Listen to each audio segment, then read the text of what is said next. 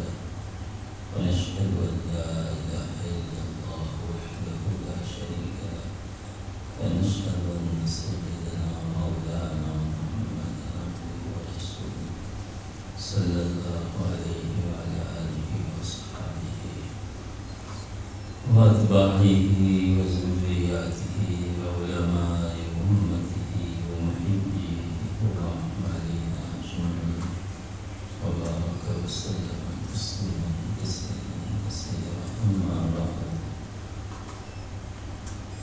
فأعوذ بالله من الشيطان الرجيم بسم الله الرحمن الرحيم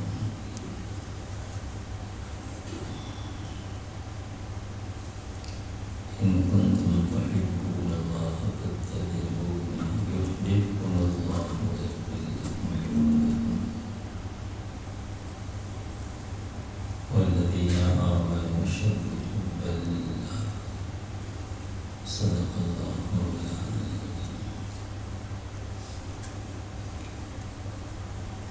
وقال النبي صلى الله عليه وسلم لا يؤمن أحدكم حتى أكون أحب إليه من والده وولده والناس أجمعين وصدق رسول الله صلى الله عليه وسلم. میرے بڑے بزرگ عزیز دوستو،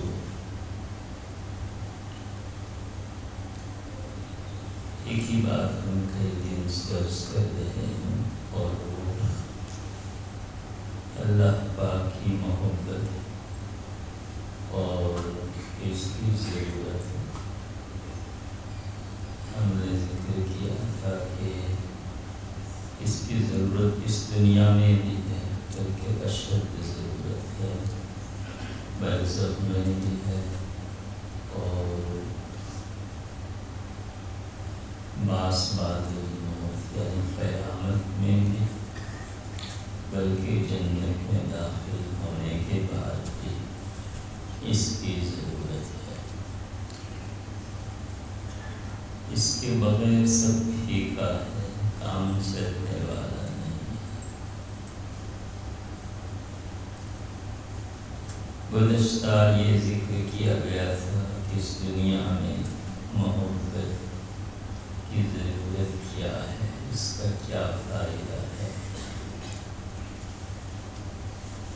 مختصری ذکر کیا تھا کہ اس سے شریعت پر چلنا آسان ہو جاتا ہے، بے تکلف بشوق و رغبت آدمی شریعت پر چلتا ہے. کوئی حکم اس کو بھاری معلوم نہیں ہوتا، جو آیا سب قبول کر لیتی ہے طبیعت بے تکلف محبت کی بنیاد پر. جتنی بے عملی یا بد عملی ہمارے اندر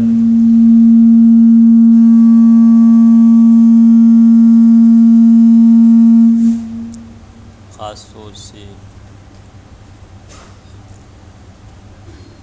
ہم ایمان والوں میں جو کمی کوتاہیاں پائی جاتی ہے، اس کا سبب محبت کی کمی ہے۔ جس کو محبت اللہ پاک سے اور اللہ کے رسول پاک صلی اللہ علیہ وسلم سے ہوتی ہے، اتنا ان کے احکام کو بجا لانا یہ اس شخص پر آسان ہو جاتا ہے۔ کبھی محبت ہوتی ہے اور نافرمانی بھی ہوتی ہے، یہ بھی ہوتا ہے۔ کیا کہا جائے، کسی کے بارے میں کوئی فیصلہ نہیں کر سکتے ہیں کہ وہ گناہ میں ہے تو محبت سے عاری ہے، یہ نہیں کہہ سکتے۔ اپنے بارے میں تو آدمی فیصلہ کرے جتنا برے سے برا فیصلہ کرنا چاہے کہ ہم جو ہے وہ کتے خنزیر سے بھی گئے گزرے ہیں اور فلاں ہے یہ ہے، لیکن دوسرے کے بارے میں فیصلہ کرنے کا اختیار نہیں ہے۔ حضرت شیخ رحمۃ اللہ علیہ کی تقریر سے ایک قصہ ہم نے بار بار نقل کیا ہے کہ حضرت شیخ الہند رحمۃ اللہ علیہ کی مجلس میں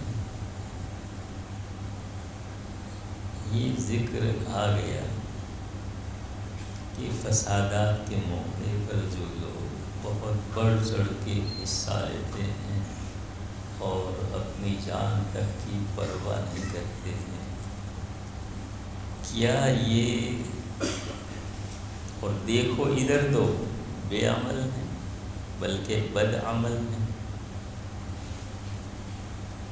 تو یہ کہا جائے گا کہ یہ محبت کی بنیاد پر ہے؟ یہ تذکرہ آ گیا۔ اب حضرت نے یہ فرمایا کہ نہیں، محبت جس سے ہوتی ہے وہ تو اپنے محبوب کی باتوں پر عمل کرتا ہے،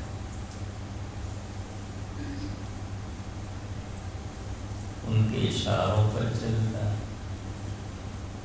جب بے عمل ہے، بد عمل ہے، تو پھر یہ معیار ہے کہ محبت نہیں ہے۔ اب سوال یہ ہے کہ محبت نہیں ہے تو یہ جان مال کی بازی کیسے لگا دیتے ہیں؟ تاکہ یہ بازی جو لگا دیتے ہیں، پر حضرت مولانا کو کرسی دو، یہاں تشریف لے آئے،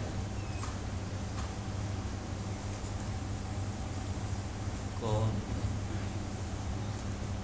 اچھا ٹھیک ہے، یہ حضرت ارشاد،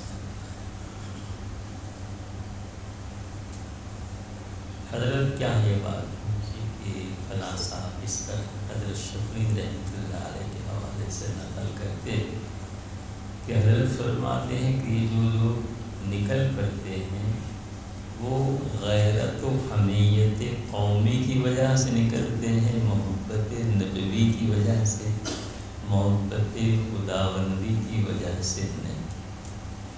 دونوں الگ الگ۔ غیرت حمیت قومی کے ہمارے لوگوں کے ساتھ ایسا معاملہ ہو رہا ہے، اس کو ہم برداشت نہیں کر سکتے، ورنہ اللہ کے رسول کی محبت پر ہوتا تو دیگر احکام پر بھی عمل ہوتا۔ جہاں جان مال کی بازی لگانا نہیں ہے، وہاں صرف نماز پڑھنا ہے، روزہ رکھنا ہے، وہاں تو پیچھے ہٹ رہے ہیں، اور یہاں تو یہ ذکر آ گیا ہے نہیں، یہ محبت کی بنیاد پر نہیں ہے بلکہ حمیت اور غیرت قومی کی وجہ سے۔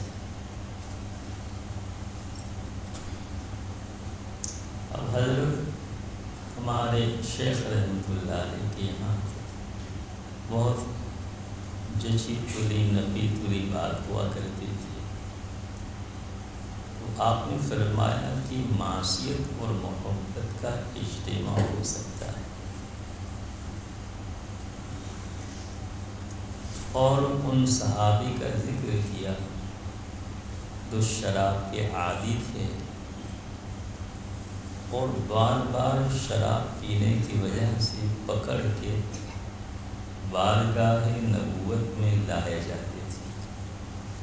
سزا تو تجویز نہیں ہوئی تھی اس وقت، لیکن یہ سزا تھی کہ کوئی تھپڑ مار دیتا، کوئی چپل مار دیتا، کوئی کچھ کر دیتا، یہ سزا تھی۔ تھوڑی سی مار پیٹ کر کے پھر چھوڑ دیا۔ اب وہ بار بار پکڑ کے لائے جانے، ایک مرتبہ، دو مرتبہ، 4 مرتبہ، تو ایک شخص کی زبان سے صحابہ کرام کی جماعت میں سے نکل گیا کچھ ایسا کریمہ کہ کیسا آدمی ہے، بار بار تنبیہ کے باوجود اپنی عادت نہیں چھوڑتا ہے۔ کچھ اس طرح کے کریمہ ان کی زبان سے نکل گئے۔ رسول اکرم صلی اللہ علیہ وسلم نے فرمایا کہ تم اس شخص کے بارے میں ایسی بات نہ کہو، اس لیے کہ اللہ کے رسول سے محبت کرتا ہے۔ تو عادت ہے شراب نوشی کی، لیکن حضور شہادت دے رہے اس کی محبت۔ میں آپ نہیں کہتے، نبی اکرم صلی اللہ علیہ وسلم شہادت دے رہے کہ اس کو اللہ کے رسول لا تعین ولی الشیطان، تو اس کو ملامت کر کے شیطان کی مدد نہ کرو۔ شیطان تو چاہتا ہی ہے کہ کسی مومن کو لام تام کیا جائے، ایسا مت کرو، بلکہ میں کہتا ہوں اس کو اللہ اور اللہ کے رسول سے محبت کرو۔ ایک لت پڑ جاتی ہے آدمی کو، اور وہ اس سے چھڑانا اس سے، جیسے ہمارے بڑے میاں تھے 70-80 کے درمیان تھے، اب بیڑی کی عادی تھی، وہ بیڑی کی وجہ سے بہت کف اور سب سانس چل رہی تھی، سب ہو رہا تھا، تو ڈاکٹر نے کہا کہ بیڑی چھوڑنی پڑے گی۔ کہا کہ ڈاکٹر صاحب 70 سال کی دوستی ہے اس کے ساتھ، 70 سال کی اس دوست کو میں کیسے چھوڑ دوں گا، یہ تو ممکن نہیں، یہ جان کا خطرہ ہے۔ کہا جو کچھ بلکہ بہت مشکل ہے، ایسے ہوتا ہے نا، کسی چیز کی لت پڑ جاتی ہے، جیسے یہی شراب ہے، اب کیا کیا جائے، عادت ہی پڑ گئی اور بہت کچھ سمجھایا بجھایا جاتا ہے، لیکن طبیعت ہے کہ مان کر نہیں لیے، پر کیا کریں گے۔ تو معلوم ہوا کہ معصیت اور محبت دونوں جمع ہو سکتے ہیں۔ حضرت شیخ الہند رحمۃ اللہ نے پھر کیوں ایسے کہا، یہ بھی ایک سوال ہے کہ نہیں محبت ہوتی تو یہ کیا کرتے، اطاعت کرتے، اطاعت نہیں ہے تو گویا دلیل ہے کہ محبت نہیں ہے۔ اس کا جواب یہ ہو سکتا ہے کہ مجمع کی رعایت میں، مجمع میں کچھ لوگ ایسے ہیں جن کو آپ تنبیہ کرنا چاہتے ہو، آپ کوئی مسئلہ بیان نہیں کرتے، کوئی حکم و جزم والی بات ذکر نہیں کرتے، بلکہ کچھ لوگ ہوں گے ایسے، ان کو تنبیہ کرنا مقصود ہو سکتا ہے کہ بھائی جب اتنا سب کرتے ہو تو آخر اطاعت جو اس سے آسان ہے ان کو ضرور تمہیں کرنا چاہیے، ورنہ وہ محبت کیسی جس میں اطاعت نہ ہو، یہ ہو سکتا ہے۔ اس لیے نجی مجالس میں ہونے والی بات کو عام بات پر محمول نہیں کر سکتے ہیں، اس لیے حضرت شیخ رحمۃ اللہ علیہ ابن عباس رضی اللہ تعالیٰ عنہ کی خدمت میں ایک شخص حاضر ہوا اور اس نے قتل کی توبہ ہے یا نہیں کا سوال کیا، اور وہ قتل کرنا چاہتا تھا، کہا نہیں، من یقتل مؤمنا متعمدا فجزاؤ جہنم خالدا فیہا، تو قتل سے روکنا مقصود تھا، اور دوسرے نے سوال کیا تھا، کہاں توبہ ہے، تاکہ وہ نا امید نہ ہو، اس لیے کہ وہ قتل کر کے آیا تھا، جیسے وہ 199 قتل والی بات ہے نہیں ہے، تو ہاں عالم نے کہا کہ ہاں توبہ ہے، تو توبہ ہے بھی توبہ نہیں بھی، دو متضاد باتیں کہاں. جیسے افراد ہوتے ہیں ایسی احوال کے مطابق جو حکیم ہوتے ہیں وہ ایسی بات کرتے ہیں. اور شیخ الہند رحمۃ اللہ علیہ نے اس مجلس کی موجودہ حضرات کی رعایت کرتے ہوئے اور ان کی ضرورت کو سمجھتے ہوئے یہ بات کہی ہو، ورنہ یہ کوئی قاعدہ کلیہ نہیں ہے کہ معصیت اور محبت جمع نہیں ہو سکتے. یہ بہت بڑی بات ہے، بہت ہی بڑی بات ہے، زندگی بھر کا سبق کہ آپ کسی شخص کو گناہوں میں لت پت دیکھو، اپنی کھلی آنکھ سے دیکھو کہ وہ شراب میں مست پڑا ہوا ہے مومن ہے، تو آپ اس سے بدظن نہیں ہو سکتے، آپ اس پر اپنی بڑائی ظاہر نہیں کر سکتے. آپ کو اپنا محاسبہ کرنے کا حق ہے، کسی کے پیچھے پڑنے کا حق نہیں ہے، الا ہے کہ آپ کی ذمہ اس کی اصلاح و تربیت ہو. تو آپ تربیتاً کوئی بات کسی سے کہیں یا کسی کی بات پر گرفت کریں اور اس کو کہیں کہ تمہارا یہ مقصد، تم نے اس واسطے کہا، تم نے اس واسطے ایسا کیا. بلکہ بعض حضرات تو کہتے ہیں کہ شیخ جو ہوتا ہے نا اس کو بدظن ہی رہنا چاہیے مرید سے. وہ اگر مرید سے حسن ظن شروع کر دے گا تو اس کی اصلاح نہیں ہوگی، وہ خود ہی تعبیر کرنے لگے کہ نہیں اشارہ اس وجہ سے کیا، اس وجہ سے کیا ہو. نہیں، بلکہ جہاں دیکھے تو فوراً اس کو غلط محمل پر محمول کر کے اس کی گرفت کرے، اس کا فائدہ ہو جائے اگر وہ طالب صادق ہے. ورنہ وہ پھر تعبیر کرنے لگا کہ نہیں ایسا نہیں ہو رہا، ایسا ہے، ایسا نہیں ہو رہا، ایسا ہے، ایسا نہیں، ایسا ہے. اس لیے جو آدمی جس کو اپنا شیخ بنا لے اور جس کی زیر تربیت رہ جائے وہ بے چنون چیرا اس کی بات کو بے چنون چیرا اس کی بات کو قبول کر لینا چاہیے اور اس پر عمل کرنا چاہیے. ٹھیک ہے، ٹھیک ہے، سب ٹھیک ہے، ٹھیک ہے. یہاں اگر ٹھیک ہے کہنے کی عادت ہو جائے گی نا تو اللہ کے معاملات میں بھی ٹھیک ہے کہ رضا برضا آدمی کا مقام حاصل ہو جائے گا، رضا حاصل ہو جائے گا. اس لیے کہ یہاں کا مشق ہوتی ہے اور شیخ سے جتنا تعلق رکھے گا اطاعت کا، محبت کا، تو اتنا ہی ادھر تعلق کا ظہور ہوگا. اس لیے وہ کیا کرتا ہے، وہ تو اللہ کی طرف سے آپ کو صحیح راستہ دکھانے پر مأمور ہے، کہتا ہے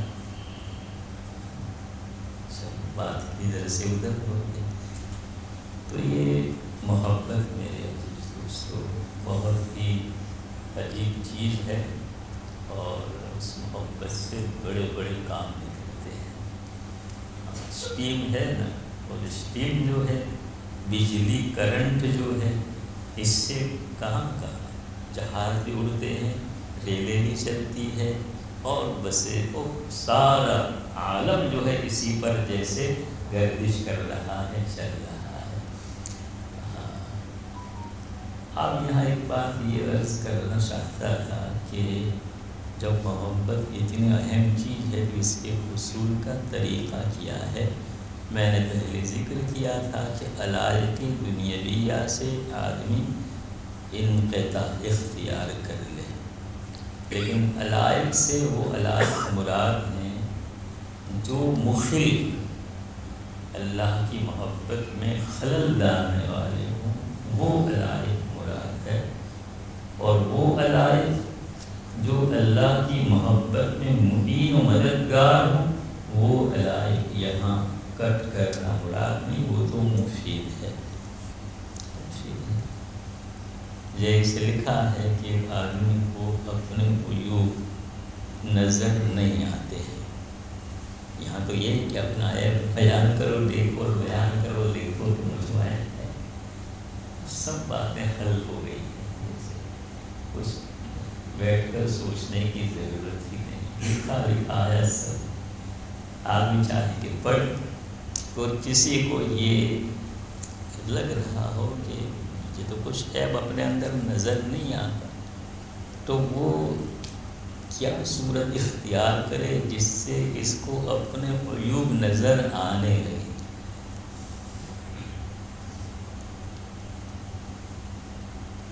اس کا بہتر طریق یہ ہے کہ کسی شخص کے ماتحت ہو جائے اور اس کو اپنا بڑا بنا لے اور اس کی بات کو بے چون و چرا قبول کرے.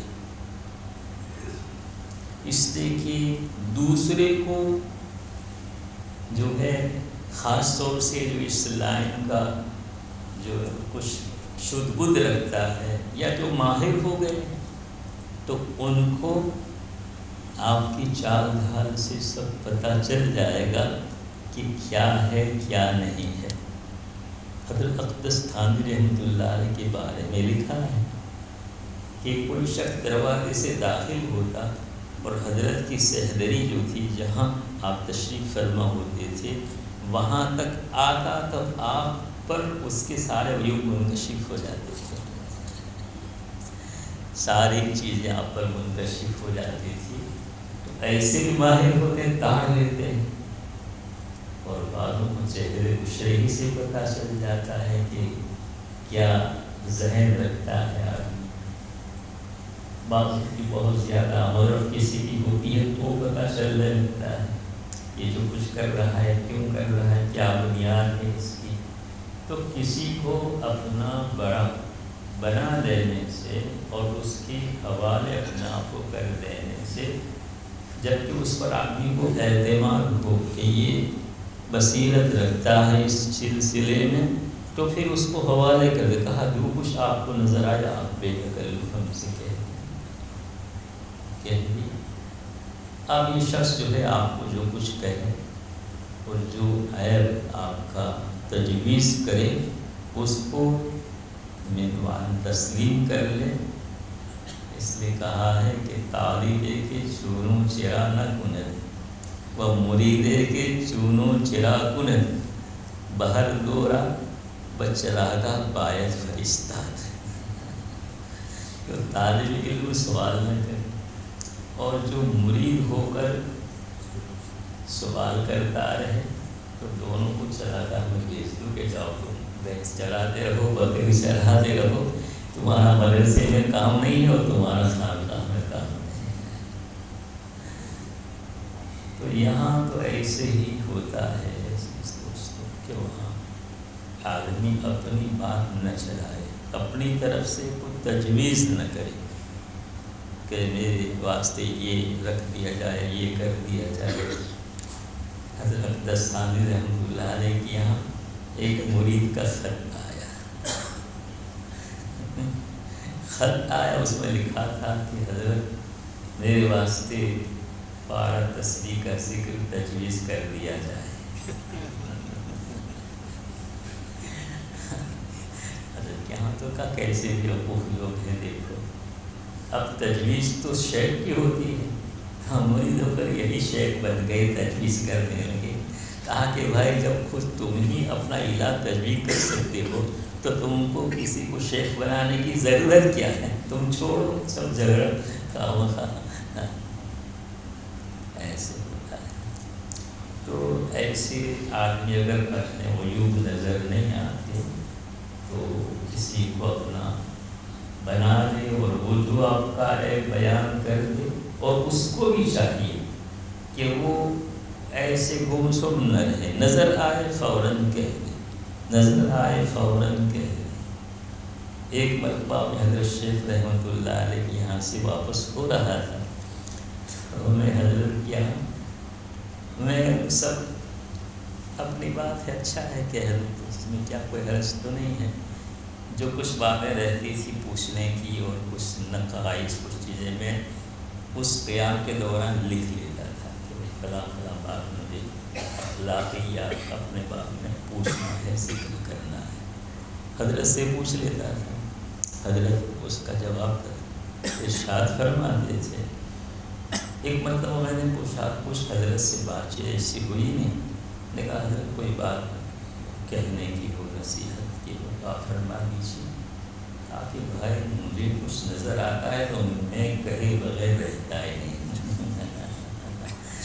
جب مجھے کوئی بات نظر آتی ہے تو میں کہے بغیر رہتا ہی نہیں ہوں، اس لیے یہ کہنے کی ضرورت ہی نہیں ہے کہ اگر کچھ کہنا کچھ کو ارشاد فرمائیے کوئی بات رہے کہنے کی تو آپ کہہ دیجیے، ایسا ہے تو ایسا شعر ہے جو کہنے کی بات ہو، چاہے مرید اس کو کڑوی سمجھے اور یہ سمجھے کہ نہیں ایسا نہیں ہو تعبیر کر لیں، لیکن تم تو کہہ وہ یہ بات غلط ہے، ایسا نہیں ہونا چاہیے، اسی سے وہ فائدہ ہوتا ہے۔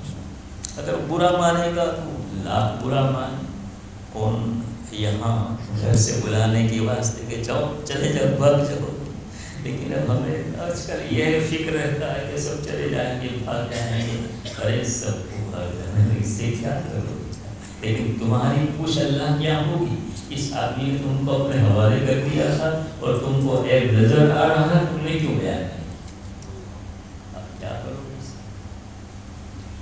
ہاں یہ تو تمہارا اپنا خیال ہے کہ اس کو برا لگے گا، لگنے دو، لیکن برا لگنے کے بعد بھی مان لے گا، جب فائدہ ظاہر ہوگا وہ تمہارے قدم پکڑ لے گا، ایسے ہی تو ہے۔ ہاں اس لیے تو بات یہ ہے کہ اگر اپنے عیوب نظر نہیں آتے تو کوئی شخص تجویز کر لے اور اس کو بالکلیہ اپنے آنکھوں سے حوالے کر دے، وہ آپ کا عیب دیکھے گا اور اس کو زیادہ نظر آئے گا۔ بھائی دوسرے کو زیادہ نظر آتا ہے نا، اپنا عیب اپنے آپ کو نظر نہیں آتا لیکن دوسرے کو نظر آتا ہے، اور خاص طور سے جو اس طرح کا اس شعبے کے اس لائن کا ماہر ہو اس کو تو نظر آ ہی جاتا ہے، وہ خود ہی سے گزرا ہے اور اس کے ساتھ سب معاملات ہوتے ہیں، اس کو نظر آ جاتا ہے، اس لیے صورت تو ہے، نہیں تو پھر آدمی ایسے رفقا تجویز کر لے کہ اہم سبق کے تکرار کے مطالعے کے ایسے رفقا، سفر کے رفقا ہوتے ہیں، بیپار دھندے کے رفقا ہوتے ہیں، ہے نا، تو پھر اپنے اصلاح نفس کے لیے بھی رفقا تجویز کر لے اور ہر ایک دوسرے سے کہہ دے کہ جو عیب نظر آئے فوراً کہہ دو، جو عیب نظر آئے فوراً کہہ دو۔ اب یہ اگر آپس میں امانت دار ہیں تو یہ فکر نہیں کریں گے کہ اس کو برا لگے گا اور رفاقت ختم ہو جائے گی، نہیں، چاہے لا ختم ہو جائے، المؤمن مرآۃ المؤمن کہا گیا ہے، اس لیے یہ ایک صورت ہے، اچھے رفقا تجویز کر لے اور اس طرح جو ہے تربیت و اصلاح کی صورت اختیار کر لے، وہ یوں اپنے کھل جائیں گے۔ اور بھی دو طریقے امام غزالی رحمۃ اللہ نے لکھے ہیں، اس وقت صحیح طور پر بہت وقت کے طور پر یاد نہیں، میں پھر ذکر کروں گا، پھر دو طریقے بس دو ہی کافی، دو ہی کو اختیار کر لے، تو شیخ تجویز کر لے یا دوست تجویز کر لے، ایسا۔ ہاں بہرحال میں عرض کر رہا تھا کہ محبت اللہ پاک کی جس کو حاصل کرنا ہے تو علائق دنیویہ سے آدمی انقطاع اختیار کر لے، اور علائق وہ جو اللہ کی یاد میں مخل ہو، چیست دنیا از خدا غافل بدن، نیک و معاش و نقرہ و فرزند و زن، رومی کہتے ہیں کہ دنیا کیا ہے، سوال کر کے پوچھتے ہیں چیست دنیا، دنیا کیا ہے، پھر جواب دیتے از خدا غافل بدن، اللہ سے غافل ہونا اس کا نام دنیا ہے۔ اگر کسی کے پاس 10 روپیہ آدمی کو اللہ سے غافل کر دیتا ہے تو 10 روپیہ دنیا ہے، اور کسی کے پاس 10 لاکھ روپیہ ہے وہ اللہ کی یاد سے وہ غافل نہیں کر رہا ہے، یہ دنیا نہیں۔ معیار دیکھ لیا۔ اب یہ بھی بہت اچھی چیز ہے، ہم کسی بڑے سے بڑے متمول کے باب میں فیصلہ نہیں کر سکتے کہ یہ دنیا دار ہے، ہمیں کیا حق ہے، یہ نکلتا ہے اندر سے، رجال اللہ تلہیہم تجارت ولا بیع عن ذکر اللہ واقام الصلاۃ وایتاء الزکاۃ ہے۔ رجال جیسے بڑے بڑے تجارت والے لوگوں کا یہاں ذکر ہے نہیں ہے، لیکن وہ اللہ کی یاد سے غافل نہیں ہے۔ حضرت شیخ نے لکھا ہے کہ ہم نے دیکھا کہ مسجد میں بیٹھ کر اور جو ہے تسبیح تحلیل میں ہے اور اللہ کی یاد سے غافل ہے، اور مینا کے بازار میں خوب تجارت کر رہا ہے اور اللہ کی یاد سے غافل نہیں۔ ایسے ہو سکتا ہے؟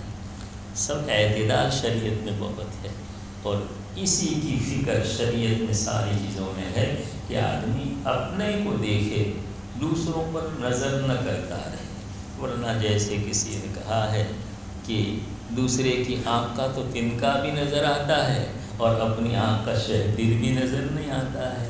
آج کل ایسا حال ہو گیا ہے، دوسروں کے عیوب دیکھنے کا مزاج بن گیا ہے، اور اپنے اوپر نظر آدمی گریبان میں منہ ڈال کے نہیں سوچتا کہ میں کتنے پانی میں، دوسرے کا پانی ناپتے رہتے ہیں کہ کون کتنے پانی ہے۔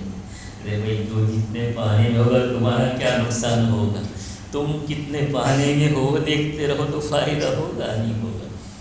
اس لیے یہاں بھی معیار اس کا دیا ہے کہ دنیا جو ہے اللہ سے غافل ہونے کا نام ہے۔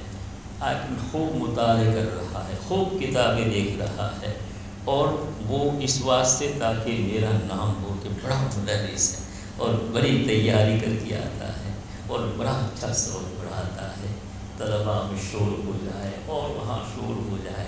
یہ دنیا، یہ کتاب دیکھنا دنیا ہو، حدیث قرآن دیکھنا دنیا ہو گیا۔ اور ایک چپراسی ہے، خادم ہے، وہ جھاڑو دیتا ہے اور نیت رکھتا ہے کہ اللہ کا مدرسہ ہے، اللہ کی مسجد ہے، اس کی صفائی میرا فرض ہے، اللہ کی محبت میں، اللہ کے رسول کی محبت میں جھاڑو دیتا ہے تو جھاڑو دینا کیا ہے؟ اللہ کے قرب کا ذریعہ بن جائے گا، وہ نزدیک کرنا۔ یہ امام صدیق صاحب رحمۃ اللہ نے فرمایا، میں اپنی بات نہیں کہہ رہا ہوں۔ حضرت نے فرمایا کہ دارالحدیث کی افتتاح کے موقع پر، انکلیشور کی دارالحدیث کی افتتاح کے موقع پر فرمایا تھا کہ بھائی کوئی شیخ الحدیث ہے اور وہ دنیا دار ہے، یہ دنیا داری ہے، اور ایک چپراسی ہو اور مخلص ہے تو قیامت کے دن اللہ کے یہاں یہ چپراسی شیخ الحدیث آگے بڑھ جائے گا۔ اس لیے ہم کسی کے بارے میں فیصلہ نہیں کر سکتے کہ فلاں دنیا دار ہے اور فلاں دیندار ہے۔ دین کے لبادے میں دنیا ہو سکتی ہے اور دنیا کے لبادے میں دین ہو سکتا ہے۔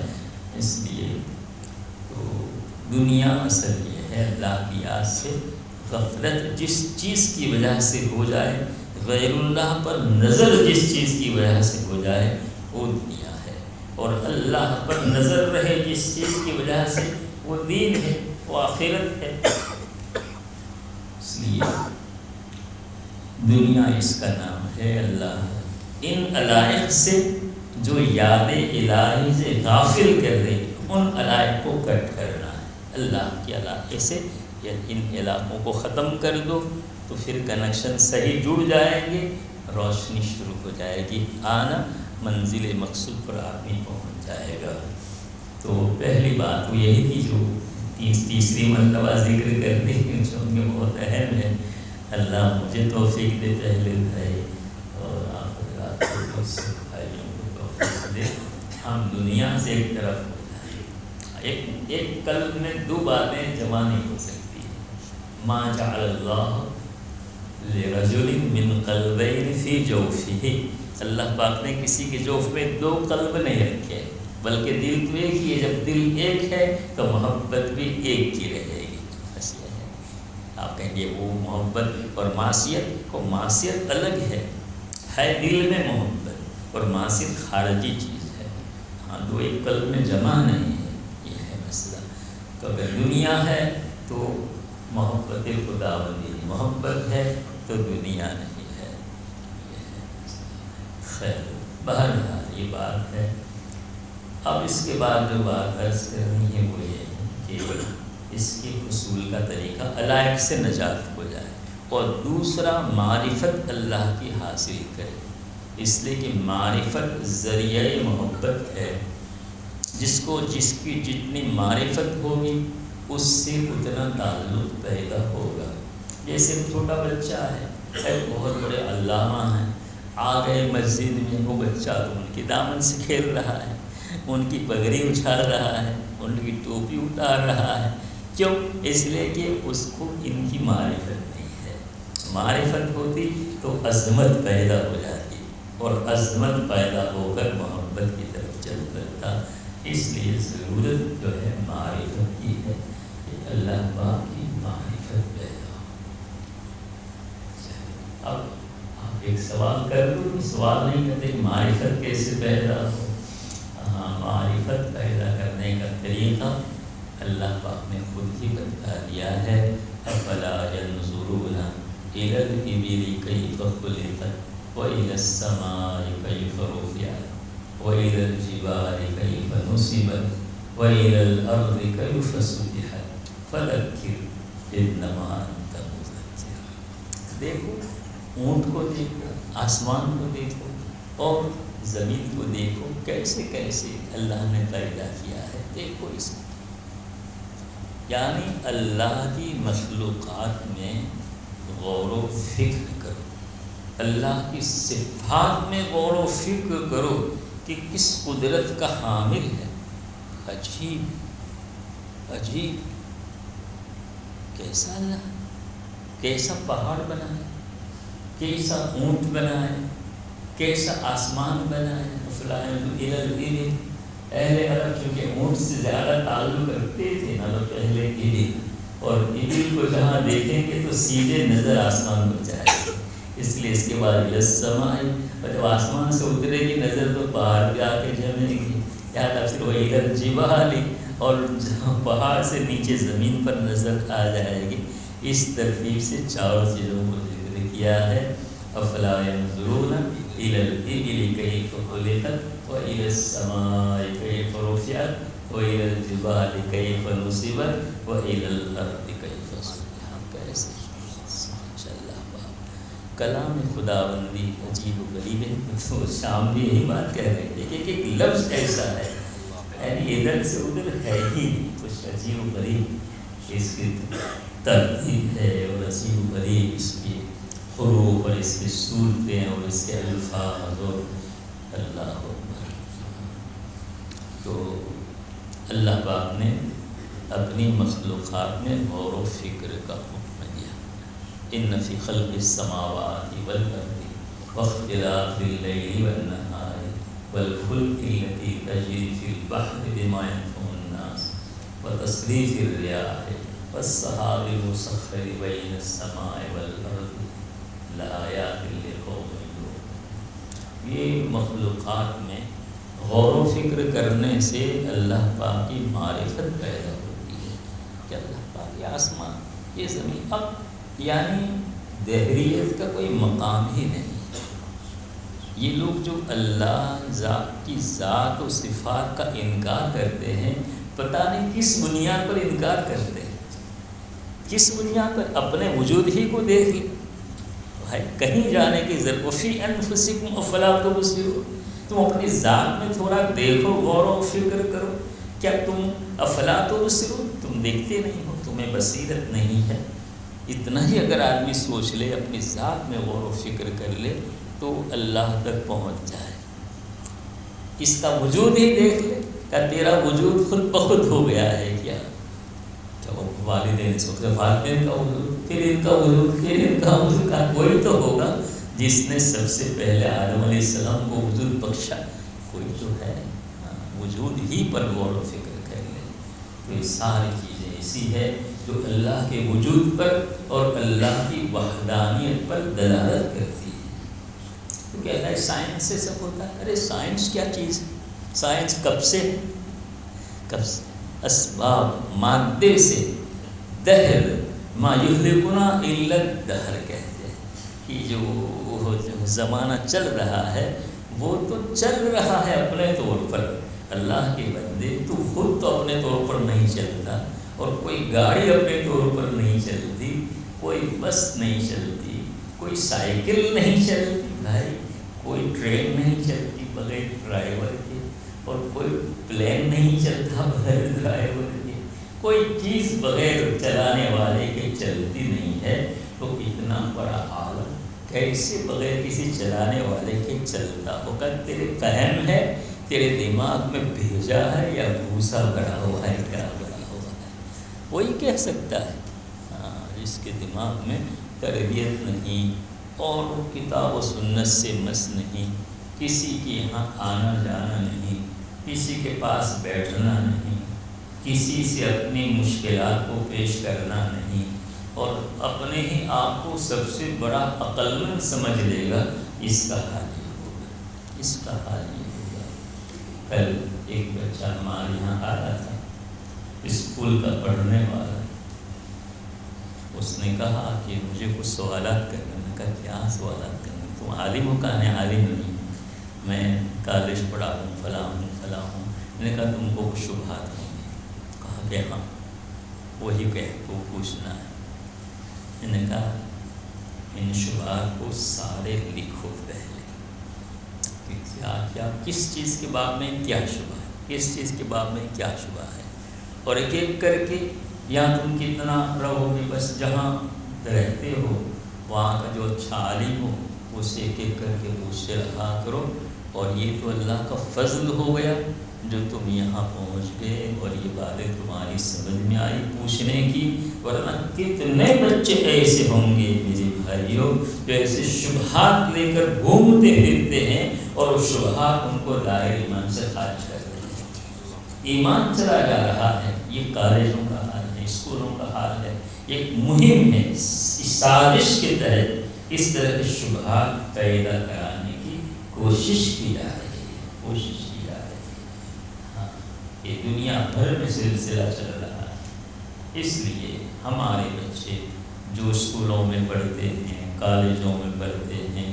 یا آپ کے دوست و احباب جو اسکول کالج میں پڑھنے والے ہیں، ان کو ٹٹولتے رہنا چاہیے، ان سے پوچھتے رہنا چاہیے کہ بھائی اس قرآن کی باب میں کوئی شبہ تو نہیں ہے، حضور اکرم صلی اللہ علیہ وسلم کی پاک زندگی پر کوئی شبہ تو نہیں ہو رہا ہے، رسالت پر، توحید پر تو کوئی شبہ نہیں ہو رہا ہے، اللہ کی الوہیت کو تم صحیح طور پر مانتے ہو نہیں مانتے ہو، یہ اپنا فرض بنتا ہے۔ اور اس زمانے میں یہ چیزیں بہت پھیلتی جا رہی ہے، اور بہت سے بڑے اچھے اچھے نوجوان دیکھتے ہیں، نماز بھی پڑھتے ہیں، روزہ بھی رکھتے ہیں، کرتا پاجامہ داڑھی بھی رکھتے ہیں، لیکن اندر شبہات بھرے ہوئے ہیں، اور ان شبہات کی وجہ سے آپ اندر سے نکالو گے ایک دم گندے شبہات ہیں جو آدمی کو دائرۂ ایمان سے خارج کر دیتے ہیں۔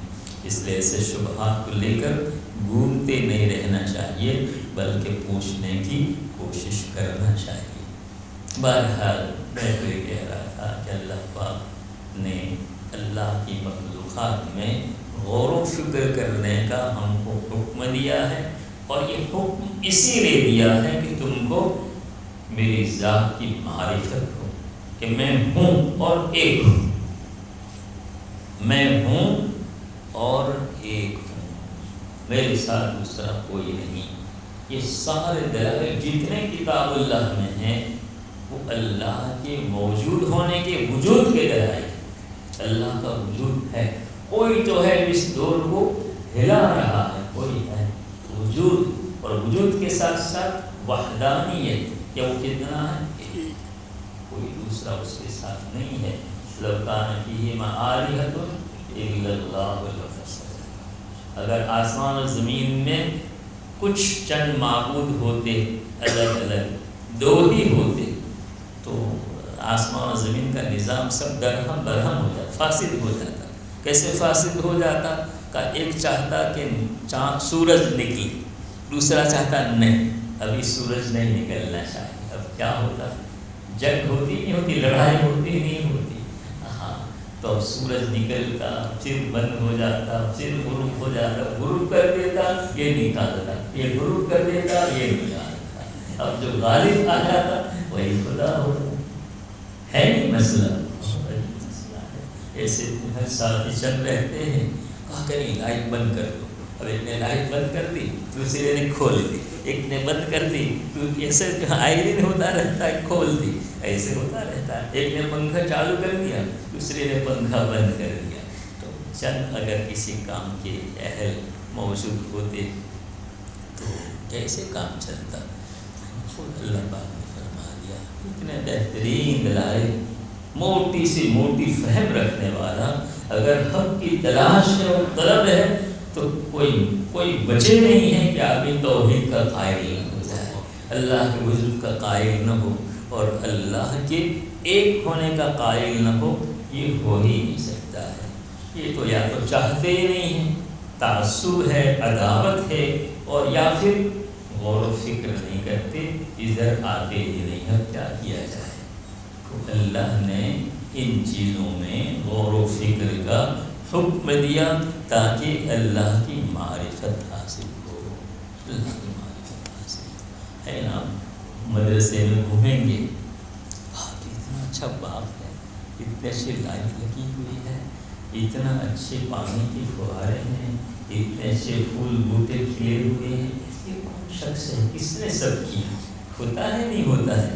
ہاں، اب معرفت آدمی حاصل کرنے تک پہنچے گا، فلاں آدمی ہے جب وہ شخص ایسے کر رہا ہے تو معرفت ہو جائے، اور معرفت کے بعد اس سے تعلق ہو جائے، اچھا یہ اتنا ذہین ہے، اتنا ہوشیار ہے، اتنا کام کرتا ہے، اتنا سب مدرسے کو جو ہے اتنا لگاتے گردن لگا دیے، ہوتا ہے نہیں ہوتا ہے؟ ایسے ہوتا ہے دوستو۔ تو پھر اس دنیا کو سجانے والا، بسانے والا اور سارے نظام کو چلانے والا، اور جب سے سورج پیدا ہوا ہے، جب سے آج تک ایک سیکنڈ کی کمی بیشی طلوع غروب میں نہیں ہو رہی ہے، جبھی اس طرح لوگوں نے سورج کی پوجا کرنا شروع کر دیا۔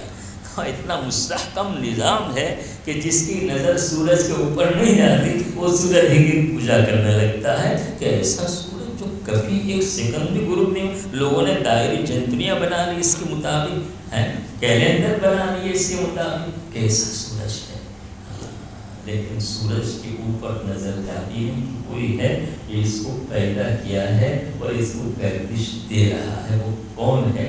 جب یہ سورج اتنا عظیم ہے تو بنانے والا کتنا عظیم ہوگا۔ اس لیے وہ شمس تجری لمستقر لہا ذلک تقدیر العزیز العلیم، للشمس ينبغي لها ان تدرك القمر ولا الليل سابق النهار وكل في فلك يسبحون۔ سبحان اللہ، کس انداز سے قرآن بیان کرتا ہے، اللہ کے وجود کا یقین کیسے دلاتا ہے اور وحدانیت کا یقین کیسے دلاتا ہے کہ وہ ایک ہے اور ایک ہے۔ آفتاب کی مجال نہیں ہے کہ آپ کیا ہے چاند سے پہلے طلوع ہو جائے، اور چاند کی مجال نہیں ہے کہ آفتاب سے پہلے طلوع ہو جائے۔ وہ کون کہتا ہے؟ للشمس ينبغي لها ان تدرك القمر والليل سابق النهار، کہنے والے اللہ پاک ہیں۔ وہ کہتے ہیں کہ کون میری مخلوقات سے کس کی مجال ہے کہ میرے حکم کے آگے حکم عدولی کر سکے، کسی کے بس میں نہیں ہے۔ میں چاہتا ہوں تب ہوگا، میں نہیں چاہتا۔ ایک پتا ہل نہیں سکتا ہے اور ایک پتا ٹوٹ کر زمین پر گر نہیں سکتا ہے، میری مرضی کے بغیر کچھ نہیں ہوتا ہے۔ اللہ پاک ہے میرے عزیز دوستو، ان چیزوں میں غور و فکر کرنے سے اللہ کی صفات میں آدمی بڑھتا ہے کہ اللہ کی قدرت، اللہ کی جو ہے صنعت، یہ سب سمجھ میں آتی ہے، سمجھ میں آتی ہے۔ یہ بچے کی پیدائش کے مراحل جو ہے ماں کے پیٹ کے، اسی سے کتنے لوگ ایمان لے آئے، کتنے لوگ ایمان لے آئے کہ کون ہے ماں کے پیٹ کے سارے مراحل کون بیان کرتا ہے اور کون ان مراحل سے بچے کو گزارتا ہے۔ اللہ اکبر، جس کو ہدایت اللہ دینا چاہتے ہیں ایسے ایسے مقامات سے ہدایت دیتے ہیں۔ تو یہ اللہ کی معرفت حاصل کرنے کے لیے اللہ کی مخلوقات میں آپ یہ غور و فکر کریں۔ ایک بات بیان کر کے بات ختم کر دیتے ہیں، بند کر دیتے ہیں۔ کتنا وقت ہوا ہے؟ سارے بس وقت ہو گیا۔ یہاں ایک سوال یہ ہو سکتا ہے کہ اللہ پاک کہتے ہیں لقد خلقنا الانسان فی احسن تقویم، تو زیادہ غور و فکر کا محل و مقام تو احسن تقویم۔ پہاڑ کو نہیں کہا کہ ہم نے اس کو احسن تقویم میں پیدا کیا ہے، اونٹ کو نہیں کہا کہ احسن تقویم میں پیدا کیا ہے، اور ہے بھی نہیں احسن تقویم۔ اس کا منہ کیسا ہے، اس کو پیشاب الٹے کرتا ہے، عجیب نا۔ اونٹ لے اونٹ تیری کون سی کل سیدھی کہتے ہیں، ٹیڑھا میڑھا، اور وہاں غور و فکر کا حکم دیا. تو احسن تقویم میں غور و فکر کا حکم دیتے تو بندہ جلدی اللہ تک رسائی حاصل کر سکتا تھا. انسان کو دیکھو اور انسان میں بھی وہ جو انتہائی حسن جمال رکھتے ہوں تو پھر اللہ کی معرفت اس سے زیادہ حاصل ہو سکتی تھی کہ کیسا انسان بنا ہے, کیسا انسان بنا ہے. یہ نہیں کہا اللہ پاک, یہ نہیں کہا. ایک صورت سوال ہو سکتا ہے کہ کیوں ایسا نہیں کہا. اس واسطے نے کہا کہ انسانوں میں غور و فکر کا اگر حکم دیتے تو انسانوں میں الجھ کر رہ جاتے, خدا تک نہیں پہنچ سکتے تھے, خدا تک نہیں پہنچ سکتے تھے. اس لیے کہ انسانوں میں شہوانی مانتا ہے اور اس کا تعلق انسانوں سے, لہذا اس میں پڑھ کے وہ اللہ تک پہنچ نہیں سکتا تھا بلکہ اور اللہ سے دور ہو جاتا, اس کی روحانیت مسخ ہو جاتی, ختم ہو جاتی. اس لیے اللہ پاک نے ادھر غور و فکر کا حکم نہیں دیا. جیسے یہ ہمارے برادران وطن ہیں, وہ کس میں گم ہو کر رہ گئے. ہاں, کسی خوبصورت درخت کو دیکھا اور اسی کی پوجا کرنے لگے, اس کے حسن میں گم ہو گئے نہیں ہو گئے. ہاں, ایسے کی دیوی دیوتا جتنے ہیں ان میں گم ہو کر رہ گئے, اللہ تک نہیں پہنچے. اس لیے اللہ پاک نے انسانوں میں غور و فکر کا حکم نہیں دیا بلکہ وہاں کا قل للمؤمنین یغضوا من ابصارہم ویحفظوا فروجہم ہے. میں کہہ رہا ہوں نا کہ شہوانیت کا مادہ ہے, اس میں پڑھ کے غافل ہو جائے گا. اس سے کہا نگاہ نیچی رکھو, یا علی لک الاولی ولیس لک الثانیہ.